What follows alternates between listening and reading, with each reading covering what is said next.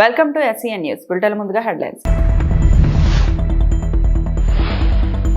2026 assembly ఎన్నికల సిద్ధతపై సమీక్ష కోసం పశ్చిమ బెంగాల్ చేరుకున్న అమిత్ షా.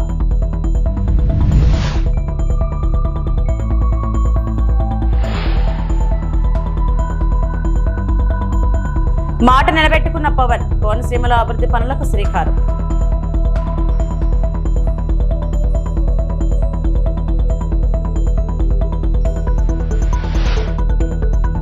ధ్రువ్ ఎన్టీ హెలికాప్టర్ తొలి ప్రయాణానికి కేంద్ర మంత్రి నాయుడు జెండా ఊపి శుభారంభం.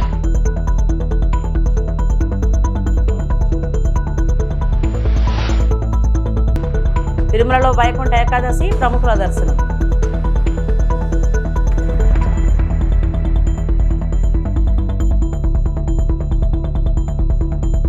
ముక్కోటి ఏకాదశి పర్వదినం ఘనంగా జరుగుతోంది.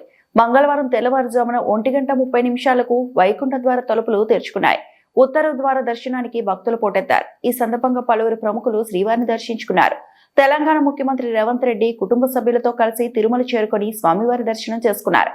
సినీ నటుడు నారా రోహిత్ దంపతులు, కేంద్ర మంత్రి రామ్మోహన్ నాయుడు, రాష్ట్ర మంత్రి పయ్యావుల కేశవ్ తదితరులు శ్రీవారి ఆశీస్సులు పొందారు.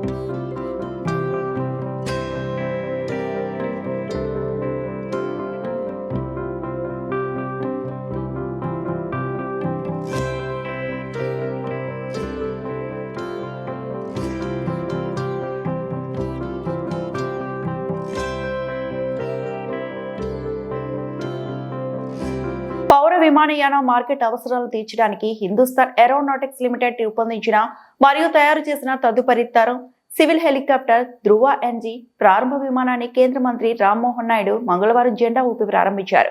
ఇక్కడ HAL నుండి టేకాఫ్ అయ్యే ముందు హెలికాప్టర్ యొక్క అధునాతన వ్యవస్థలు మరియు లక్షణాలపై ప్రత్యేక అవగాహన పొందడానికి మంత్రి కాక్పిట్ లో పైలట్ తో చేరారు. HAL అధికారుల ప్రకారం భారత్ భూభాగం యొక్క వైవిధ్యమైన మరియు డిమాండ్ ఉన్న అవసరాలను తీర్చడానికి రూపొందించబడిన అధునాతన 5.5 టన్నుల తేలికపాటి twin engine multi role helicopter అయిన ధ్రువ్ NG ప్రపంచ పౌర విమానయాన మార్కెట్ యొక్క కఠినమైన డిమాండ్లను తీర్చడానికి ప్రత్యేకంగా అప్గ్రేడ్ చేయబడింది. His vision was that civil aviation should no longer be for the elite or the luxurious or a certain sector of the people. It has to be available for all people in the country. And through that, in the last 11 years, we have created multiple infrastructure, multiple airports. We have advanced our technologies. We have done various activities around civil aviation, and we have seen India become the third largest domestic aviation market in the world. And it is with that speed that we have grown. But still, there have been some challenges. And when I tried to look into the depth of the challenges, the most important one that I could find was, why are we not able to integrate or strengthen the manufacturing process of aviation sector in the country? And when I was exploring that sector, the much common answer we would find was, why don't we invite the foreign players in the country, have them set up shop, have them build all the components in the country itself, and strengthen the manufacturing sector. But that is not the solution. If we truly align ourselves to the Viksit Bharat 2047, If we truly apply all our energies into Atmanirbhar Bharat, then the solution becomes only one, which is HAL. Why are we not able to implement HAL into the civil aviation sector? That is when I have specifically put my team to task, the DGCA also, that why can't we certify the machines that the HAL is making? Then they said we have been doing for quite some time now. We have been integrating with them, but I couldn't see the results happening at that pace. So I said this time it should be the other way around. You should start the moment they start that from the inception of the idea at HAL, DGCA should be part of that process. That is why the whole team has been very extremely coordinated efforts have been put in from the DGCA to collaborate in this project, and the reason we see the timelines being achieved. Doctor BR Ambedkar Konaseema జిల్లా పరిధిలో అభివృద్ధి కార్యక్రమాలకు శంకుస్థాపన చేశారు AP deputy CM Pawan Kalyan. Shankar Gupta major drain ఆధునీకరణ పనులకు virtual గా శంకుస్థాపన చేశారు ఉప ముఖ్యమంత్రి. మంగళగిరిలో క్యాంపు కార్యాలయం నుంచి ఈ కార్యక్రమంలో పాల్గొన్నారు. ఈ కార్యక్రమంలో జలవనరుల శాఖ మంత్రి నిమ్మల రామనాయుడు కూడా పాల్గొన్నారు. మరోవైపు శంకర్ గుప్తాలో నిర్వహించిన కార్యక్రమంలో రాజుల MLA Devavaraprasad, doctor BR Ambedkar Konaseema జిల్లా కలెక్టర్, జలవనరుల శాఖ అధికారులు పాల్గొన్నారు. గౌరవ జలవనరుల శాఖ మంత్రి వర్యులు శ్రీ నిమ్మల రామనాయుడు గారికి, గౌరవ శాసనసభ్యులు వరప్రసాద్ గారికి, కలెక్టర్ జిల్లా magistrate doctor BR Ambedkar Konaseema జిల్లా మహేష్ కుమార్ గారికి, జలవనరుల శాఖ ముఖ్య కార్యదర్శి శ్రీ సాయి ప్రసాద్ గారికి, పంచాయతీరాజ్ గ్రామీణాభివృద్ధి శాఖ కమిషనర్ శ్రీ కృష్ణతేజ గారికి, జలవనరుల విభాగం ఇంజనీరింగ్ చీఫ్ శ్రీ నరసింహమూర్తి గారికి, chief engineer Godavari delta system Shri Seshababu గారికి నా హృదయపూర్వక నమస్కారం. ఇది సుబ్రహ్మణ్య షష్ఠి రోజున ఈ సమస్య ఆ రోజు నేను వచ్చాను. రైతు సోదరులు చెప్పినట్టుగా ఇది ముక్కోటి ఏకాదశికి ప్రారంభం చాలా చాలా ఆనందం. ఇది జరగడానికి మనం అనుకున్నప్పుడు అన్ని జరగాలంటే కుదరవు, కానీ ప్రత్యేకించి మీది 2 దశాబ్దాల ఆవేదన. ఇది దాదాపు 1,00,000 చెట్లు కూలిపోయాయి. ఈ తలలు వాళ్ళు చేసిన చెట్లు మన కేశవదాస్ పాలన చూసినప్పుడు మనం వచ్చినప్పుడు కోనసీమని కొబ్బరి తోట లేకుండా ఊహించాం. అలాంటి కోనసీమలో తలలేని మొండెంలాగా ఆ రోజు కనిపిస్తే చాలా బాధ అనిపించింది.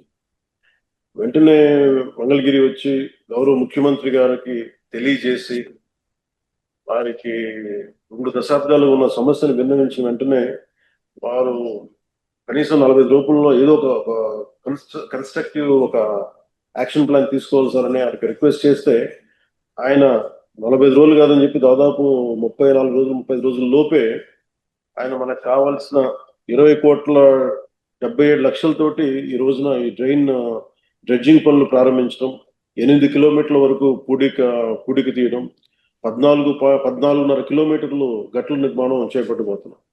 దీనికి అలాగే శంకర్ గుప్తన్ డ్రైన్ లో దాదాపు 600 ఎకరాలు ఉంది. కాదు 250 ఎకరాలు అన్యాక్రాంతం జరిగింది. అది మొన్న మీ దృష్టిలో కూడా నేను అడిగాను. దాన్ని కూడా కలెక్టర్ గారు ఒకసారి దృష్టిలో పెట్టుకోవాలి. ఈ రోజున మనం ఇంత ఆనందంగా ఇంత సమర్థవంతంగా చేయగలుగుతున్నాం అంటే దీనికి ముందుగా మనం కృతజ్ఞతలు తెలుపుకోవాల్సింది గౌరవ ముఖ్యమంత్రి శ్రీ నారా చంద్రబాబు నాయుడు గారికి. మనస్ఫూర్తిగా రైతాంగం తరపున, కోనసీమ రైతాంగం తరపున, మనందరి తరపున వారికి నా హృదయపూర్వక ధన్యవాదాలు, హృదయపూర్వక నమస్కారం. ఎందుకంటే ఆయనకున్న ప్రయారిటీస్ లో ఒక సమస్య ఎక్కువ కాదు, ఒక సమస్య తక్కువ కాదు. కానీ ఇలాంటి పరిస్థితుల్లో సమస్య తీవ్రతను బట్టి, అంటే ప్రజల అవసరాలను బట్టి అన్ని కూర్చొని, అంటే ఆయనకు కూడా లిమిటెడ్ ఫండ్స్ లో ఎలా మేనేజ్ చేయాలని ఆయన ఫైనాన్స్ డిపార్ట్మెంట్ తో కూర్చొని పయ్యావుల కేశవ్ గారితో, ఆర్థిక శాఖ మంత్రి పయ్యావుల కేశవ్ గారితో కూర్చొని దృష్టికి తీసుకెళ్లి చాలా చాలా ఎక్సర్సైజ్ చేసిన తర్వాత మన జిల్లా వరకు చిన్న ఫండ్ తక్కువగా అనిపించచ్చేమో, కానీ చూస్తే అది రాష్ట్రం అంతా దాన్ని పట్టుకుంటే అలాగే కొన్ని 100 కోట్ల నిర్ణయాలు, కొన్ని రోజుకి కొన్ని 100 కోట్ల నిర్ణయాలు తీసుకోవాల్సి వస్తుంటుంది. ఇలాంటి పరిస్థితుల్లో కోనసీమ రైతాంగానికి, కొబ్బరి తోటల రైతాంగానికి ఆయన గౌరవ ముఖ్యమంత్రి గారు అండగా ఉన్నందుకు నారా చంద్రబాబు నాయుడు గారికి మనస్ఫూర్తిగా మరోమారు ధన్యవాదాలు తెలుపుకుంటా ఉన్నాం. నాకు పెద్దలు మన రామనాయుడు గారు చెప్పినట్టుగా రైతు పక్షపాతంలో నాకు ఇవన్నీ తెలియదు, కానీ రైతు మనకు అన్నం పెట్టే రైతు ఏడిస్తే బాధపడితే చాలా బాధపడేవాడు. అది ఒక రోజున ఎలాంటి ముక్కోటి ఏకాదశి రోజున అనుకోండి, అది కూడా మనోహర్ గారు చెప్పారు, మన కౌలు రైతులు చనిపోతా ఉన్నారు, ఇట్లా ఉంది అనేది న్యూస్ చూపిస్తా ఉంటే మనం ఏదైనా చేయాలి అని అంటే ప్రభుత్వాల మీద ఒత్తిడి పెట్టగలమా, ఆయన చేయగలమా అని మాట్లాడుకున్నప్పుడు నాకు ఒకటే అనిపించింది, కనీసం ఈ భరోసా ఏదో ఒకసారి బతకడానికి మంచి డబ్బు ఎంత ఉంటుందని పక్కన పెడితేనే అలాగే ఒక్కొక్క రైతుకి చొప్పున కొన్ని దాదాపు ముందు నేను ఆ రోజు ఒక సినిమా సైన్ చేస్తున్నాను. ఆ రోజు ఆ సినిమాకి వచ్చిన అడ్వాన్స్ ని 5 కోట్ల రూపాయలు వెంటనే ఆ రైతుకి ప్రారంభించడం స్టార్ట్ చేశాను. రైతులకి అలా చాలా మంది దాతలు అందరూ కలిసి దాదాపు 3,000 మంది పైచీలకు రైతుల్ని ఆ రోజున ఆదుకున్నాం. ఇవన్నీ ఎందుకు చెప్తున్నానంటే ఇది అన్నం పెట్టే రైతుకి నిలబడే ప్రభుత్వం ఇది. వ్యక్తిగతంగా నా ఇష్టం కావచ్చు, అలాగే గౌరవ ముఖ్యమంత్రి గారు కూడా చూడొచ్చు, ఎన్ని ప్రాజెక్ట్స్ ఉన్నాయి, రేపు పోలవరం ప్రాజెక్ట్ రాబోతుందంటే ఇది రైతు కన్నీరు పెట్టని రాష్ట్రం అవ్వాలనేది ముఖ్యమంత్రి గారు. నెల్లూరు వైఎస్ఆర్ కాంగ్రెస్ పార్టీ జిల్లా కార్యాలయంలో వైసీపీ నెల్లూరు నగర నియోజకవర్గ ఇన్ఛార్జ్ ఎమ్మెల్సీ చంద్రశేఖర్ రెడ్డి పాత్రికేయ సమావేశంలో మాట్లాడుతూ నెల్లూరు నగరం రౌడీలకు నిలయంగా గంజాయికి అడ్డాగా మారిందని సాక్షాత్తు ముఖ్యమంత్రి చంద్రబాబు నాయుడు మాట్లాడారని అన్నారు. ఈ ఏడాది నెల్లూరులో జరిగినవన్నీ నేరాలు రాష్ట్రంలో ఎక్కడ జరగలేదన్న విషయం ఈ రోజు ఆంధ్రజ్యోతి పేపర్లో వచ్చిందన్నారు. నెల్లూరులో జరుగుతున్న దుర్మార్గాల గురించి సీఎం, ప్రజలు, మంత్రులు ఆందోళన వ్యక్తం చేస్తుంటే మంత్రి నారాయణ నెల్లూరులో రాజ్యాంగ విరుద్ధంగా పాలన సాగిస్తున్నారని మండిపడ్డారు. మంత్రి నారాయణ చెప్పిన మాటలతో తెలుగుదేశం పార్టీ నేతలు రౌడీ షీటర్లను పిలిపించి ఆ పార్టీలో చేరితే రౌడీ షీట్లు ఎత్తివేసి ఇస్తామని, కొందరైతే రౌడీ షీటర్లతో బేరాలు కుదుర్చుకుంటున్నారని అన్నారు. అందరికీ నమస్కారం. ప్రధానంగా ఒక్క నెల్లూరులోనే కాదు, స్టేట్లో కూడా మొన్న మంత్రి గారు టెలికాన్ఫరెన్స్ తీసుకొని మాట్లాడినటువంటి మాటలు సంచలనం రేకెత్తిస్తూ ఉన్నాయి. ఎందుకంటే ఇటీవల కాలంలోనే సాక్షాత్తు ముఖ్యమంత్రి గారే నెల్లూరు గురించి మాట్లాడుతూ నెల్లూరులో రౌడీయిజం పెరిగిపోయింది, రౌడీ షీటర్లు విచ్చలవిడిగా ప్రవర్తిస్తూ ఉన్నారు, గంజాయికి అడ్డు అదుపు లేదు అనే విధంగా సాక్షాత్తు ముఖ్యమంత్రి గారే మాట్లాడినటువంటి పరిస్థితిని మనం చూసినాం. ఈ రోజు ఆంధ్రజ్యోతి పేపర్, నేను చెప్పేది ఆంధ్రజ్యోతి పేపర్లో ఈ ఏడాది అంతా కూడా నెల్లూరు నగరంలో, ప్రధానంగా నెల్లూరు జిల్లాలో నేరాలు ఘోరాలు అని, ఇలాంటి చరిత్రను ఎప్పుడు కూడా నెల్లూరులో చూడలేదని చెప్పి ఫుల్ పేజ్, ఇదంతా కూడా ఆంధ్రజ్యోతిలో వచ్చినటువంటి ఫుల్ పేజ్ రౌడీ షీటర్ల గురించి కానీ నేరాలు ఘోరాల గురించి కానీ ఈరోజే ఈ పేపర్లో మనం చూసాం. ముఖ్యమంత్రి గారు మాట్లాడినా, మంత్రులు మాట్లాడినా, ప్రజలు మాట్లాడినా, రాష్ట్రంలో ఉన్నటువంటి ఎక్కడికి పోయినా కూడా నెల్లూరుకి ఏమైంది, ఏమవుతా ఉంది అని చెప్పి ఈరోజు మాట్లాడుతూ ఉన్న పరిస్థితిలో నారాయణ గారు పబ్లిక్గా ఒక మంత్రిగా ఉండి, ఒక మంత్రిగా రాజ్యాంగబద్ధంగా వ్యవహరిస్తానని చెప్పి ప్రమాణం చేసినటువంటి వ్యక్తి మాట్లాడినటువంటి మాటలు మీరు అందరూ కూడా వినుంటారు. నేను మళ్ళీ కూడా వినిపించగలను, కాకపోతే సమయం వృధా అవుతుంది. ఆయన చెప్పిన మాటలు ఏంటి? 2014-19లో పొలిటికల్ ఇంటర్ఫరెన్స్తో రౌడీ షీట్లు కనుక ఓపెన్ చేస్తుంటే వాటన్నింటినీ కూడా ఎస్పీతో రివ్యూ చేయించి వాటన్నింటినీ కూడా ఓపెన్ చేయిస్తాను అని పబ్లిక్గా ఇంకొక మాట కూడా చెప్పారు. నాయకులు, డివిజన్ నాయకులు కానీ, డివిజన్ కోఆర్డినేటర్లు కానీ మీరంతా కూడా ఫాలో అప్ చేసి ఎక్కడెక్కడైతే ఆ విధంగా రౌడీ షీట్లు ఓపెన్ చేస్తున్నారో వాళ్ళ డేటాని కనుక నాకు ఇస్తే, అంటే ఇదంతా కూడా మాట్లాడింది ఇప్పుడు 28వ తారీఖున, 28వ తారీఖున మాట్లాడి డిసెంబర్ ఎండింగ్ కల్లా వాటన్నింటినీ కూడా నేను రిమూవ్ చేయిస్తాను. మామూలుగా రౌడీ షీట్స్ అన్నింటినీ కూడా డిసెంబర్లో కంప్లీట్ చేసే పరిస్థితి ఉంటుంది. కాబట్టి మీరు వాటన్నిటిని కూడా డేటా సేకరించండి, డివిజన్ ఇన్ఛార్జెస్, డివిజన్ కోఆర్డినేటర్సు, నేను వాటన్నిటిని కూడా తీసుకొని ఎస్పీతో రివ్యూ చేసి మాట్లాడతానని చెప్పి సాక్షాత్తు మంత్రి గారు ఓపెన్గా పబ్లిక్గా మాట్లాడినటువంటి మాట. తెలుగుదేశం పార్టీ కార్యకర్తల మీద పెట్టినటువంటి రౌడీ షీట్ల విషయంలో మీ దగ్గర ఎవరెవరైతే ఉన్నారో ఆ డేటాని నాకు కనిపిస్తే నేను ఎస్పీతో మాట్లాడతానని చెప్పి మాట్లాడినటువంటి మాటల్ని ఆయన పబ్లిక్గా టెలికాన్ఫరెన్స్లో మాట్లాడినారు. ఒక రాజ్యాంగబద్ధంగా మనము ప్రజలకి జవాబుదారీగా ఉండే ఒక మంత్రిగా ఉండేటప్పుడు ఈ విధంగా తెలుగుదేశం పార్టీకి సంబంధించిన వాళ్ళ మీద రౌడీ షీట్లు ఉంటాయని చెప్పి ఆయన మాట్లాడితే, ఈరోజు గ్రౌండ్ లెవెల్లో ఆ పార్టీ నాయకులు కానీ కార్యకర్తలు కానీ అందరికీ కూడా ఒకటే చెప్తా ఉన్నారు, మీరు కనుక తెలుగుదేశం పార్టీలో ఈరోజు కనుక చేరితే మీ మీద ఉండే రౌడీ షీట్లు ఓపెన్ చేయించేస్తాం, మీ మీద ఉండే కేసులన్నింటినీ కూడా రిమూవ్ చేస్తామని చెప్పి సారాలు పెడుతున్నటువంటి తీరుని నిన్నటి నుంచి చూస్తూ ఉన్నాం. చాలామంది రౌడీ షీటర్లు అందరూ కూడా ఈరోజు తెలుగుదేశం పార్టీ లీడర్స్ని అప్రోచ్ అయ్యి మేము తెలుగుదేశం పార్టీలో ఉంటాము, కొనసాగుతాము, మా మీద రౌడీ షీట్లు ఓపెన్ చేయించండి అని. మీరు ఒక్క విషయం గుర్తుపెట్టుకోండి, నారాయణ గారికి ప్రజాస్వామ్య విలువలు తెలియదు, ప్రజల బాధలు తెలియదు, కార్యకర్తల యొక్క స్పందన తెలియదు. ఆయనకు తెలిసిందంతా money politics, money money money. మనీతో మనం ఏమైనా చేయొచ్చు. నేను రేపు పొద్దున కనుక 1000 కోట్లు పెట్టుకుంటే ఏ ఒక్కడి మీదనైనా కూడా గెలిచే పరిస్థితి ఉంటుంది, ఏ నాయకుడినైనా కూడా నేను 100 కోట్లు పెట్టి కొనుక్కోగలను అనే ధీమాతో ప్రవర్తిస్తున్నటువంటి తీరే తప్ప ఎక్కడా కూడా ప్రజల భావాలు కానీ ఈరోజు సామాన్యుడు పడుతున్నటువంటి కష్టాలు కానీ నారాయణ గారికి తెలియనటువంటి పరిస్థితి. మీకు తెలియదా? ఒక రౌడీ షీట్ని ఓపెన్ చేయాలంటే మినిమం ప్రాసెస్ ఎట్లుంటుంది? మనం ఎవరికైనా కూడా అప్లై చేసుకోవాలంటే ఆ స్టేషన్ హౌస్ ఆఫీసర్ SHO కనుక మనం అప్లై చేసుకుంటే ఈ విధంగా రౌడీ షీట్ ఉంది, నా మీద ఎలాంటి కేసులు కూడా లేవు, నేను ఇప్పుడు చాలా క్లియర్గా ఉన్నానని చెప్పి కనుక అతను అప్లై చేసుకుంటే దాన్ని సర్కిల్ ఇన్స్పెక్టర్ ద్వారా దానంతా కూడా ఒకసారి వెరిఫై చేయించడానికి మినిమం 7 days నుంచి 15 days పెట్టేదానికి అవకాశం ఉంటుంది. వన్స్ సర్కిల్ ఇన్స్పెక్టర్ కనుక దాన్ని సర్టిఫై చేసిన తర్వాత DSP వచ్చి దాని మీద మరలా 7 to 10 days పెడుతుంది. ఆ పర్టికులర్ ఇష్యూ మీద రౌడీ షీట్ తను ఓపెన్ చేసేయాలంటే తను మళ్ళా తనకు వచ్చినటువంటి రిపోర్ట్ కరెక్టా కాదా వెరిఫై చేసుకోవాలంటే తనకు మళ్ళా 7 to 10 days పడుతుంది. దాన్ని మళ్ళీ SP గారికి పంపించినప్పుడు SP గారు దాని మీద డెసిషన్ తీసుకోవాలంటే మినిమం 7 days పెట్టడానికి అవకాశం ఉంటుంది. ఎట్లా లేదన్నా కూడా స్టేషన్ హౌస్ ఆఫీసర్ దగ్గర నుంచి SP గారు డెసిషన్ తీసుకునేంత వరకు కనీసం వేసుకుంటే కనీసం 3 వారాల పాటు సమయం తీసుకునే అవకాశం ఉంటుంది ఒక రౌడీ షీట్ని ఓపెన్ చేయించాలంటే. అలా మీరు కేవలం డిసెంబర్ 28వ తారీఖున మీ క్యాడర్ అందరికీ కూడా ఒక టెలికాన్ఫరెన్స్ నిర్వహించి సుమారుగా 3000 మంది ఆ టెలికాన్ఫరెన్స్లో ఉన్నారని అక్కడే దాంట్లో మాట్లాడడం కూడా జరిగింది.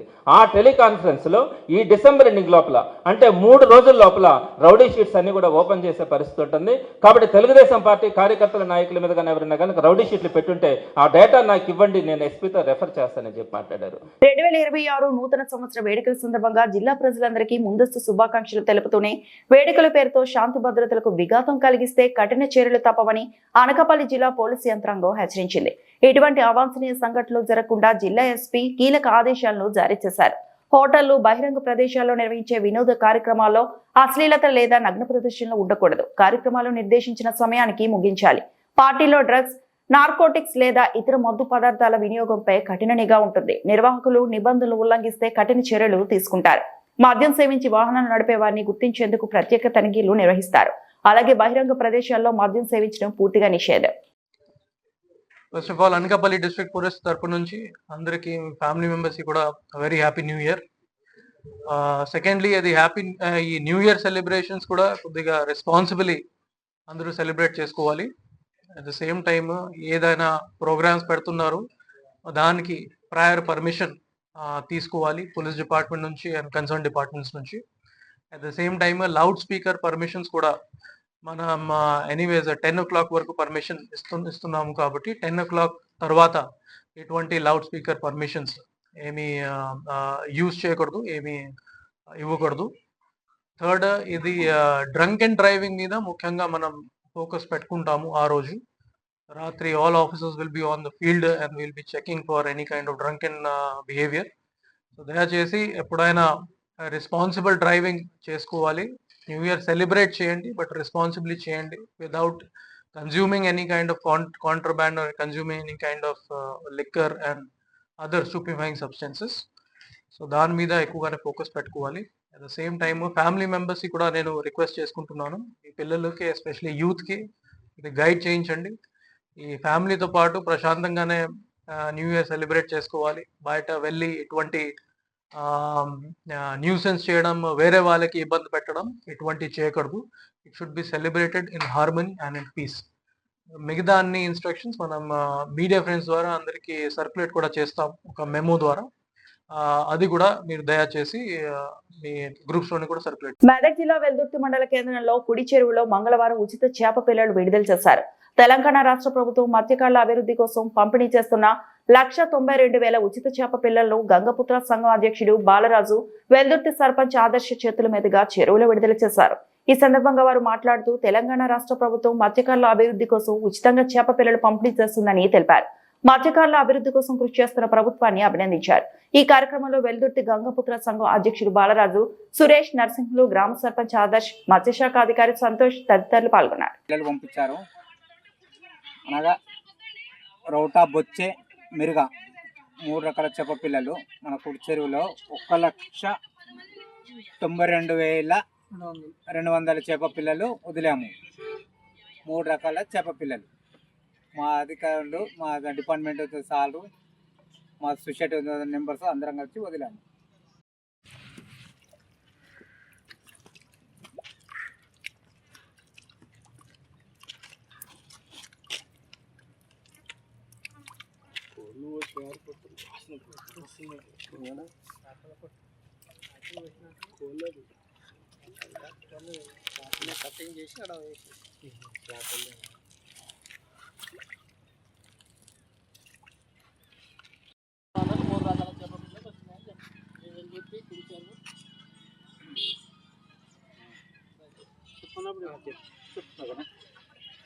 వెల్లుర్తి కుడి చెరువుల్లో